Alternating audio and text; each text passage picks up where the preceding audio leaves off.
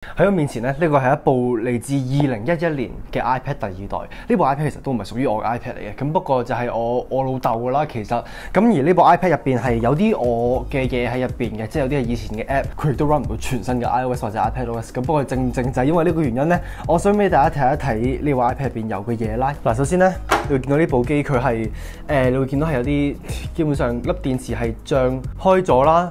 我唔肯定之後會發生咩事啦。假設你見到呢條片嘅話，咁即係代表呢部 iPad 佢冇爆炸啦。我估你會見到呢個係冇 Touch ID 嘅 Home Button、30 pin connector， 一個好細粒嘅鏡頭、開關掣，甚至有靜音按鈕啦。同埋我諗個 Home Button 其實係唔 work 嘅。我諗可能你會想知呢部 iPad 可能 run 緊第幾代 iOS 咧？佢呢度係 run 緊 iOS 9.3.5，呢個已經係最新版本啦。同埋會見到以前 iOS 9佢嘅界面同而家嘅當然好唔同啦。你會見到呢個就係以前嘅界面啦，係都真係好唔同。一啲以前嘅 app 啦 ，YouTube 你會見到佢開一個 app 嘅時間都絕對唔係少啦。再有時發生問題更新，佢冇一個 option。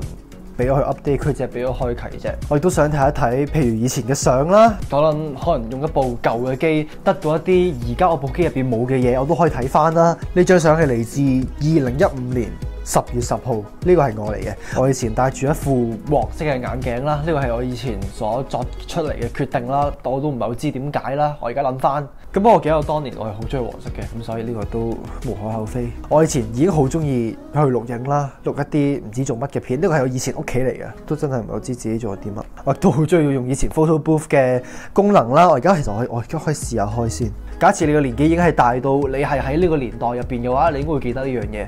我覺得我以前都好中意呢個嘅上床下桌嘅概念啦，即係一個類似碌架床，咁但係下底就有一個類似工作室嘅嘢，跟住上面就有一張床。我的確以前有一段時間，我張床喺上面，跟住下底就攞嚟裝嘢咁樣咧，就可以慳翻啲位啦。咁不過慢慢隨住時間，我都係覺得一般正常啲好。呢個係以前去買 iPhone 嘅 cap 圖啦，呢個係以前嘅 iPhone 6S， 你會見到當時係連買都未有得賣咯。你會見到金色64G 係6000幾蚊，而依家基本上最平嘅 iPhone 都已經係唔止呢個價錢咯。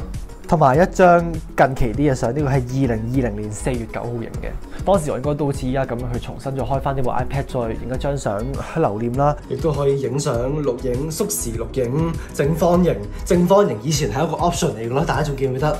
入邊仲有 YouTube 社交，包括信息啊、郵件啊、尋找朋友、尋找 iPhone。以前係分成兩個 app 嘅咯，唔知大家仲記唔記得？而家係歸類咗同一個叫 Find My 尋找嘅 app 啦。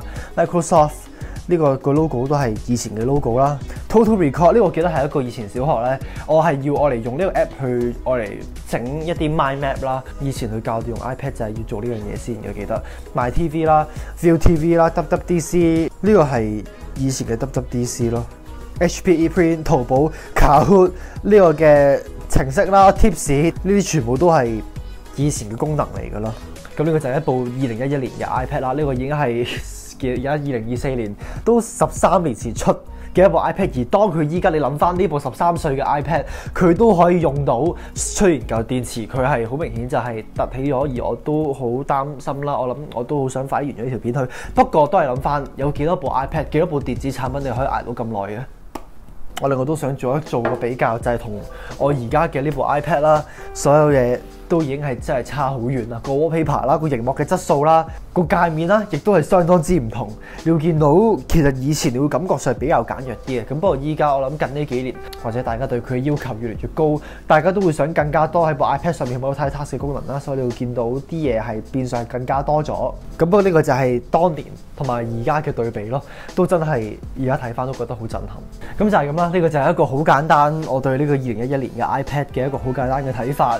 一個我自己睇翻入邊有啲咩嘅一條片啦，其實入邊都真係冇乜真係真正屬於我自己嘅嘢。一嚟呢個唔係真係屬於我自己嘅 iPad 啦，二嚟其實我覺得而家就算有好多嘢以前都未必支援到，所以我都唔知呢部 iPad 過多幾耐就冇得再開翻。咁不過趁而家都仍然開到，都未爆炸。咁我就不如拍咗條片介紹我，即係可能同大家講我有一樣咁樣嘅嘢，而佢都用到先咯。至少同我自己講喺呢個時候，2024年嘅呢個時候，佢都係用到嘅。而我覺得每一樣電子產品啦，佢都象徵住一個時代啦，即係2011年。2011年我嗰陣時我得嗰幾歲啦，我都已經有啲我同佢互動嘅印象啦。咁所以我覺得有啲嘢都真係真係 timeless 㗎。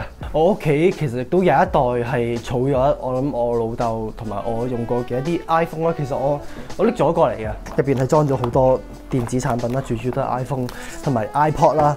呢度就係一部分以前我同我老豆所用過嘅 iPhone 啦。其實就唔止嘅，老實講，其實我記得仲有一部第一代嘅 iPhone， 咁不過就暫時未揾到啦。你會見到有兩部 iPhone 6啦，呢部可能你會見到少少黃黃地咁啊，因為呢部我老豆就拎咗去海灘游水，跟住就救唔翻啦，係啦，唔好問點解。咁不過呢個呢，就係我嘅第一部 iPhone 啦，呢個 iPhone 4，我唔係喺佢出多年去用嘅，我記得係過咗幾年後，我真係去用我自己第一部電話。咁不過同樣就係我拎部電話去游完水之後，擺游水袋之後，跟住就整濕咗，跟住就冇得再用啦。而我亦都記得入邊影咗啲相啦，有啲 WhatsApp 嘅 message 啦，咁不過就都 recover 唔到啦，因為佢都開唔翻。我亦都有一部跌到爛溶溶嘅 iPhone 5啦，嗰部就我都要啲時間揾啦。嗰部係真係慘不忍睹嘅，我唔肯定我冇張相俾大家睇一睇，或者我揾得翻。咁不過就係咁樣啦，呢個就係一部分嘅電話啦，一部分嘅 iPhone 啦，就唔止呢度嘅。咁不過就你知啦，我作為一個非常之熱血嘅 Apple 粉絲，有啲人中意珍藏相，有啲人中意珍藏郵票，我就中意珍藏 Apple 產品咯，尤其是呢堆電話咯。呢個係一個好都唔平嘅癖好，咁不過你唔好執錯。係啦，咁不過我諗總結就係呢部 iPad 佢係啦，佢都我覺得真係命不久矣。記得咁 like， 記得 comment， 記得 subscribe。有啲咩片想我拍嘅話，都記得同我講啦。假設我有機會拍嘅話，就係咁樣啦。我哋下次再見，拜拜。